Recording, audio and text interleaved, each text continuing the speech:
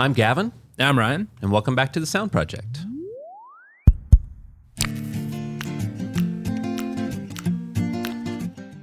Today we're going over the differences in our process and just some things that we look at between if we're doing like a large room where it's maybe a house of worship or a like performance hall or a theater or something like that to the small rooms like studios and things like that. So one of the big differences is just like the frequency response in the two rooms. So I'll let you kind of take it from there, but do you want to talk about some of the differences that we look at there? Yeah, I will. And one thing I do want to say off the bat is that I just really enjoy the fact that we get to work on a lot of different types of projects. Yeah. You know, it's if all we did, a lot of what we put out there on the YouTube channel is studio tours, and that is a big majority of what we do. However, if that's all we did, I think that it wouldn't be as fulfilling. You know, being able to work on churches and performance halls, auditoriums, classrooms, like almost anywhere sound is produced is something that we can help out with. So I think it's the nice thing about it not just being a repeatable thing that's always happening. It's like, oh, this is a new project that we're working on that is completely different side of my brain that needs to work, you know? And so that is something I really enjoy. But I did want to talk about like the differences of a studio versus a large room. And a lot of it is like the metrics and things that we look at on the technical side of things. And then there's also some differences when it comes to just how a project like that operates. And so, you know, obviously for small rooms, we're looking at things like frequency response, like you mentioned. That's, you know, especially in a control room, that's paramount. It's like trying to get the frequency response and waterfall plots to make sure frequencies are dying out evenly, impulse responses to see how reflections are coming back to your listening position. All of those things are super important, and we're really dialed into those details in small rooms.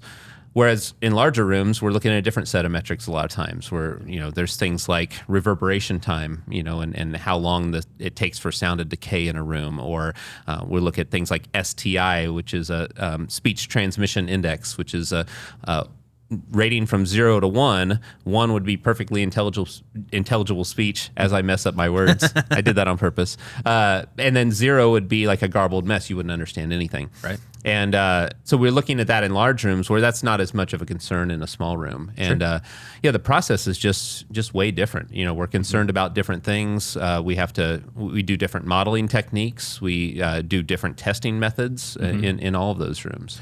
And that's something, so two things that I do want to like have you expand on is one, like the reverberation time. So also like sometimes referred to as RT60. Do you want to explain what that part is? Yeah. So the definition for reverberation time would be the time it takes for sound to decay by 60 decibels. So in layman's terms, it'd be like walking into a room, clapping your hands, and how many seconds does it take for that energy to die out?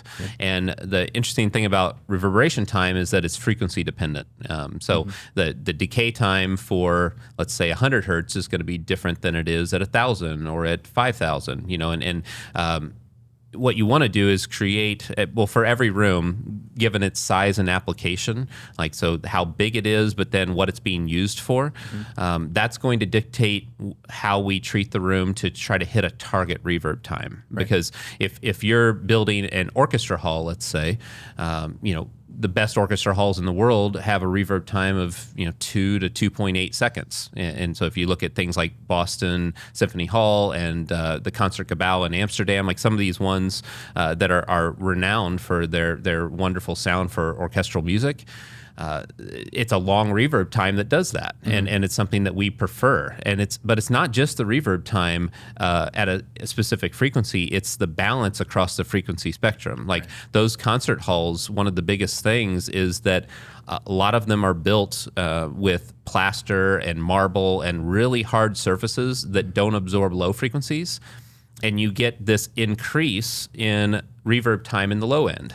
And what that causes is something that is a more warm and musical sound. It's just something over time, as people were designing and building these performance halls, they realized, man, if the low frequency reverb time is a little bit longer, instead of just kind of a flat line, it slopes up in the low end.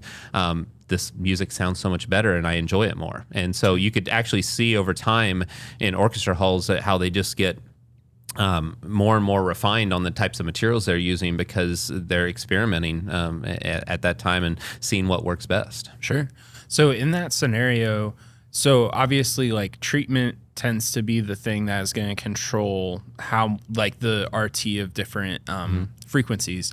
So how do you find that middle ground between maybe like some churches that have more traditional services are going to have, they want a more lively room for maybe their choir and their organs, but then when someone's talking, that's not ideal. So how do you combat that? Yeah, it's definitely a balance. And the first thing we do, and you know this from talking to clients on our discovery calls, is finding out like what's important to them. Right. You know, there's often times where you think one thing, like I would think that this room needs to have this type of ambience, and then the client says, no, we actually don't enjoy that. You know, Right. and it's really about meeting their needs and making sure that they're taken care of. And Sure. so, you know, what we do is find out how are you using the room? Like how much of your service is music based versus just speech, like a sermon that's going on, or like for instance, performance halls. We just finished one in Plainfield where we did adjustable acoustics in there, and it's something where they're using that space for so many different applications. Like they may have someone come in and do a seminar,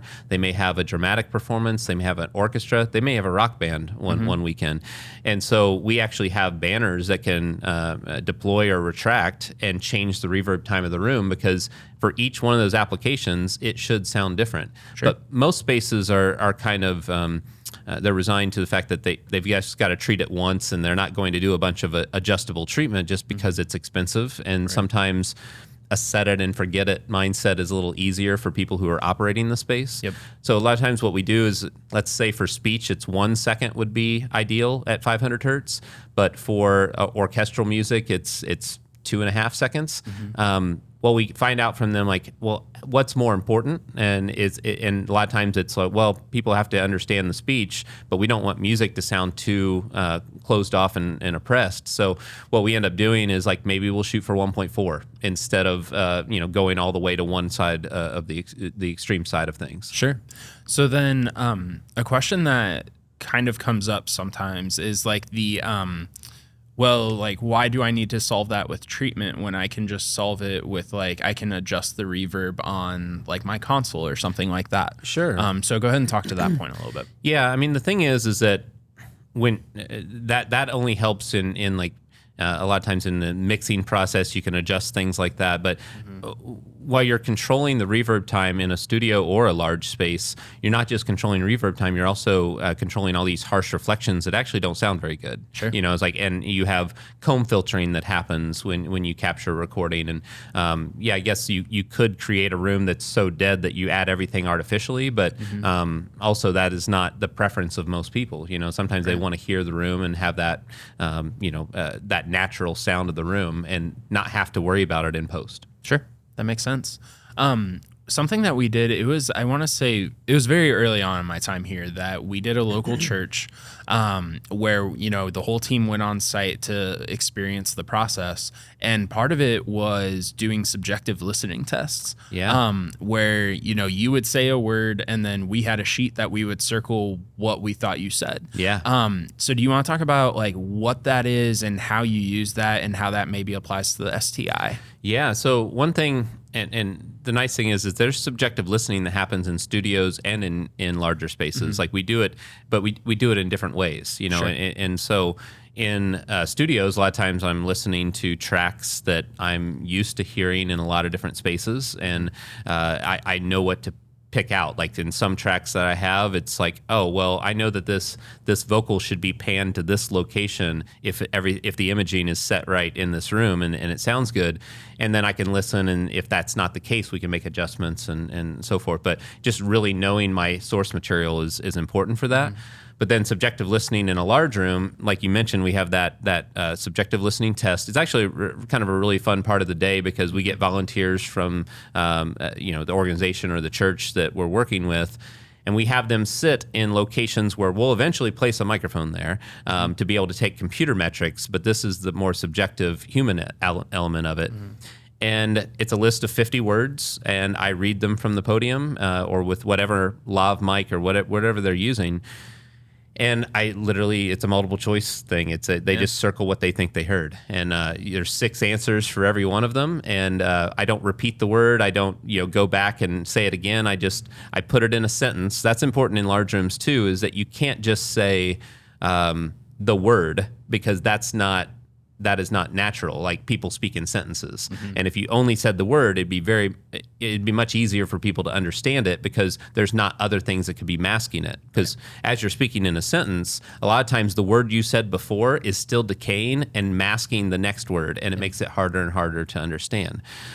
So I usually say please mark the word blank now. Right. And whatever I put in that blank, they circle. And it's astounding, like, how bad acoustically some of these spaces that we work with are. I mean, it makes sense since we're called in to fix it. But I remember this one lady who she got 7% correct. Dang. And she goes to church there every Sunday, and it's just like, man, imagine the struggle, and you're not getting out of it what you would like, know. And I remember her coming up to me before the test and saying, like, I don't know if I should be involved because I have some hearing loss. And I was like, you should absolutely be involved, because that's real world. Like, this is your experience. And so being able to find that out, the neat thing about that test is that depending on the words that they miss, that they get incorrect, it actually associates with certain frequency ranges that we can make sure that we address in our design. Like, if there's mid frequencies that are more pronounced in the room, sometimes M's and N's, those sounds are harder to distinguish between the other. Sure. But in the higher frequency range, it could be like C and T, and that you can hear like the higher frequency tone there. So it's just really good information. I mean, honestly too, it helps everybody on the committee or whoever's involved with the project get on the same page, because I make sure that people aren't sitting in the same spot every time. We do the test 3 times, and I make them move to different spots. And especially in churches, like, people are creatures of habit, like they sit in the same spot every Sunday. Right. And they may be sitting directly in line with the speakers, and they don't have any focused reflections that are hitting them. And honestly, sometimes there's people on the committee who are like, I don't know why we're hiring this guy to come in here and test it. It sounds fine to me. Right. But then if they move around and they're sitting in the balcony and they're not getting coverage from the speaker system, and they're like, I really struggled to hear things up there. And it helps people just all get on the same page with that. Sure. Yeah. And then another thing that comes up, and I've had multiple conversations about, is sometimes people will say that, like, maybe it's a new build or something, and they were like, well, I focused on like the room ratio and the room dimensions, so I don't need to worry about treatment. Okay. So what's the I always tell people there's good information out there on forums and things, and then there's some that are really misleading, and you definitely have the case where I don't spend a lot of time on forums, because it's it's kind of hard to combat some of those things, and it's time consuming and all of that. But I will say that your room ratio is important, absolutely. And if you have your length, width, and height, if they play well together, you can have less severe room mode issues. Right. Absolutely, I agree with that. However, you still have 4 walls, a ceiling, and a floor. And if you have boundaries in your room, you're going to have low frequency issues that you need to address. Sure. They may not be as abundant as they would be if your room was all divisible by the same number or each other, the dimensions of it. However, you can make your situation better, but you can't eliminate the need for treatment in spaces like that, because you're always going to be fighting it, whether you're tracking something in there or mixing something in there. Your room is going to lie to you in certain frequency ranges. Sure. Yeah. Something else that we've talked about this in the past, and we were talking about it right before we started filming, but the difference in like the frequency response in the low end on those larger rooms that you may not run into in studios, just because the wavelength is longer than what the room is. You're right. So like, what are the comments on that? Yeah. So what I would say with that is that you'll see in our designs and other people's designs is that you typically don't load up the corners with bass traps in large rooms. Like, that's very common in studios, but not common in large rooms. And the big reason for that is that the room dimensions of a large space like that are so much bigger than the wavelengths of the frequencies that it can completely open up and develop. It doesn't congregate in the corners as much. Like, you can actually handle the low frequency response of the room just by having the appropriate thickness of panels on the walls and ceilings and things like that. Whereas in small rooms, the corners and wall boundaries are much more problematic, and so we have to really address that. What you mentioned about the wavelength, it's like, 80 hertz is the physical wavelength of that is 14.125 feet.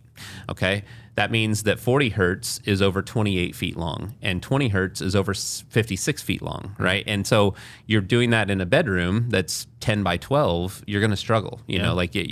Before the wave can even completely open up and develop, it's stunted by a wall boundary or a ceiling or a floor. And so that what makes it problematic. The other thing with that, besides just frequency response between small rooms and large rooms, is early reflections. With early reflections, in a studio space, you are sitting close to so many boundaries, like the walls, the ceiling, the floor, like all of that in a small bedroom studio, let's say, is within that kind of 50 to 60 millisecond window that those reflections would arrive back to you. And our brains don't have the ability to distinguish that was a reflection, I'll just ignore it, if it comes back within that time range, like within 50 to 60 milliseconds and below. Your brain just sums it all together, and you think that that's what the speakers sound like, or the source or whatever. In a large room, you can be sitting really far away from boundaries, and the reflection off of it takes longer than 60 milliseconds to come back, and you hear it as a whole different sound source. And you hear this in large rooms all the time, where someone on stage hits a snare drum, and then you hear another snare drum coming from behind you somewhere. And it's like, I even hear it all the time when I'm outdoor at a venue, and then actually just recently at fireworks on 4th of July, you hear the firework go off, and then I hear it coming off a house from behind me. If I was standing right next to the house, I wouldn't hear that delay. But the fact that I'm further away from it, my brain can process that that's not coming from the firework, it's coming from the house. And so same thing happens in these rooms that we deal with. It's just in small rooms, it's challenging because your brain's working against you. It's just summing it together, and you think that's what the room sounds like. So kind of in that same vein, another part of our process is like the speaker placement of things.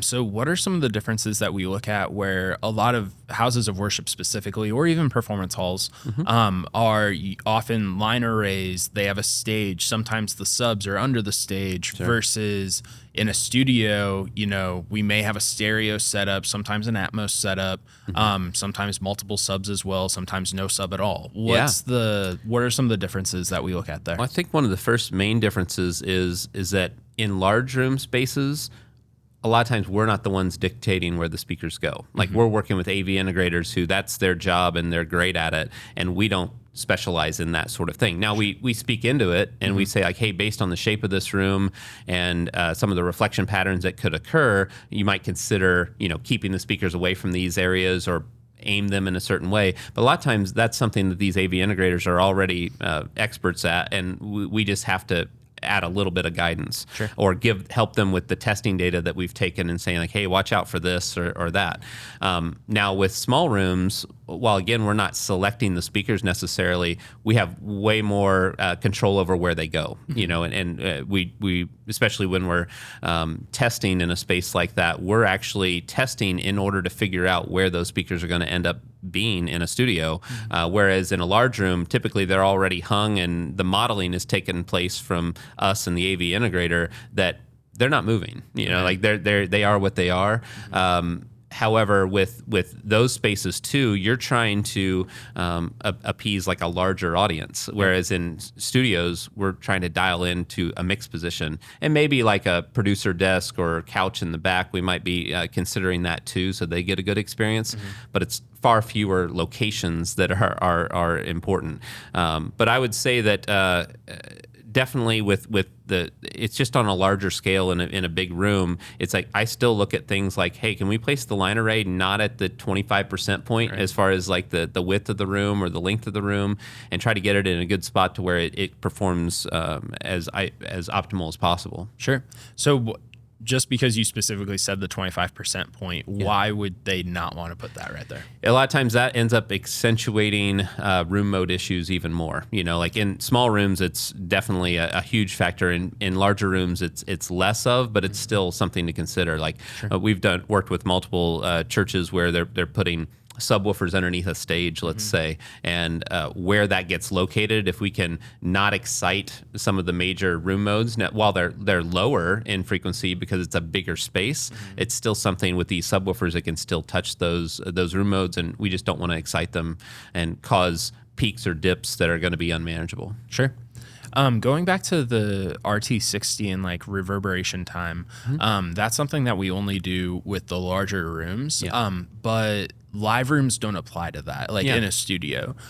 So do you want to talk about one, like why we don't do that for larger live rooms? And then two, where's kind of that breaking point of like, we should do an RT test for this versus, hey, we don't need to do it? Yeah, I will say that sometimes we do study in the larger live rooms, like to get a reverb time. Sometimes it's client driven where it's like, hey, I'm really wanting to target a reverb time like this. Or they'll say, hey, I was in this other studio and it felt like the reverb time was like a second and a half or whatever it is, and we're trying to design to that. And that's when we'll really dig into those reverb time models. But the thing about it is that reverb time, all the equations and the theory and math behind it was really designed for rooms that are bigger than 10,000 cubic feet. Okay, so that's kind of the cutoff, is that if it's under 10,000 cubic feet, doesn't mean that I can't model it and assess it and everything like that. But what it does, it just has less weight than it would if it was a larger space, because those equations are all, they are assuming that you have a diffuse sound field, and you don't get that unless you have a bigger space, like a 10,000 cubic feet or more. And so, we're not looking at reverb time as much in our studios. Sometimes we do, but it's definitely top of mind on the large rooms. Like it's one of the number one things that we look at because it just impacts everything. Right. At the beginning of the episode, you had talked about, how we use STI in larger rooms, but then we have ways that we find the same thing in studios just without doing like the subjective listening and things like that. Sure. Do you want to talk about some of the differences in the testing itself? Like even if we're testing for the same thing, but how the testing process may vary? Yeah. So with a large room, let's start there, is that we're trying to capture many locations. Like we're trying to get a good sampling across the entire space, and because audience is going to sit, people in the audience are going to sit in the balcony sometimes, under the balcony, left to right. There's so many options. So a lot of times we're testing 10 to 15 locations at least to get a good sampling. One of those locations is always the front of house because we like to overlay the front of house frequency response compared to all the different locations that we have around the room. Because honestly, even if they don't fix the acoustical problems right away, they have data to know, like we did this one church in South Carolina where the dip at 60 hertz for the front of house engineer was 25 decibels. Wow. Right? And then it was a peak for almost every other location that we measured of 10 decibels. So they're 35 decibels apart between what the front of house engineer is hearing and what everyone else is hearing. So naturally what the front of house engineer would do is boost the kick drum, because I'm not hearing the kick drum because it's 25 dB lower than what I think it is. But you're artificially boosting it, and everyone else already has a 10 dB peak. So everyone complained about the low end being too just hard, like overpowering, and just masking everything else. So it's good information, because if you give that to the front of house engineer, then they can end up saying like, I know the kick drum doesn't sound present to me, but if I just move 10 feet to my left or right, it will, and so it's just knowing that data can help you even before you treat the problems. Sure. But we're getting a good sampling throughout the whole space. We're measuring reverb time, frequency response, impulse responses, STI. A lot of times we're doing, in studios and churches, we're doing NC levels, which is noise criteria, which is just a rating of how loud or how quiet the room is, which is ambient noise, which is important for a church because you don't want, when the HVAC kicks on, everyone to be distracted and be like, what was that sound that just happened? Which did happen at a church in Colorado once, to where it was over 60 decibels when the HVAC was running. Oh, wow. And imagine like trying to overcome that with a PA system. It's really difficult and distracting. But then for studios, it's obviously important as well because you have sensitive microphones that could easily pick things up, or you don't want to be able to hear that while you're trying to mix. So we look at there's definitely crossover between the two. Now with studios, the testing process is way different. I'd say for a live room, it's more similar because we are trying to get multiple locations because there's kind of an infinite amount of combinations when it comes to the source and the receiver, like the sound source and the microphone where you're placing it. So we try to simulate that as best we can and get a good sampling. But then the control room is way more meticulous to where, you're trying to place speakers. You're trying to, a lot of times I'm taking measurements every 3 inches. Like I'll set the microphone up at the mix position, then I'll move it back 3 inches, forward 3 inches in increments to where I might have 12 to 15 measurements just forward and backwards to figure out, okay, this is a better spot to sit in the room. Now let me adjust the speakers, and I do that whole process again. Like because with that, we're just, like I said, we're focusing on one specific spot where it needs to be as accurate as possible, and then make sure the other spots are good too. But it's just a totally different, and that's why I love it. It's like it's not the same mindset going into those two jobs. The last thing that I kind of want to briefly talk about, and you kind of segued into it with bringing up NC, but what are some of the isolation differences between doing a large room and a studio? Yeah, I mean, it's really, when it comes to studios, obviously we need to isolate between rooms. It needs to not bleed out and affect your neighbors or other people that you live with, and so there's that issue. But similarly, in a church, like sometimes we've had situations where there's a sanctuary here, right next to it is the youth room, and both of them are trying to have a live band play at the same time, And luckily, a lot of the projects we get involved with these days are new construction that we can have some say on that, and where we can look at, hey, is there any way we can adjust this floor plan to separate those rooms, or at least put a hallway between them? Or, hey, I noticed that this bathroom is right on the rear wall of the sanctuary. Can we flip the toilets to be on the side that's not sharing a wall with the sanctuary? So when people flush the toilet, it's not going to be heard through the wall. And so there's things that we can make adjustments for that. With studios, a lot of times, especially basement studios, it's like, we have what we have, and we have to make adjustments. And sometimes it's unfortunate, but there's a bedroom right above this space, and that's not moving, And so sometimes we just have to deal with the cards that we're dealt. Yep, for sure. Oh, cool. So it's really interesting to hear the differences between, we're getting the same information for both scenarios, but the way that we go about it can be a little bit different. Yeah. Like I said before, it's just keeps it new and exciting and fun for us. So we like challenges, and it's something where if we were doing the same thing over and over again, it'd get a little boring. So yeah, for sure. Thanks for being part of the S.O.U.N.D Project. If there's other topics that you're curious about, feel free to comment that below, and we'll see you next week.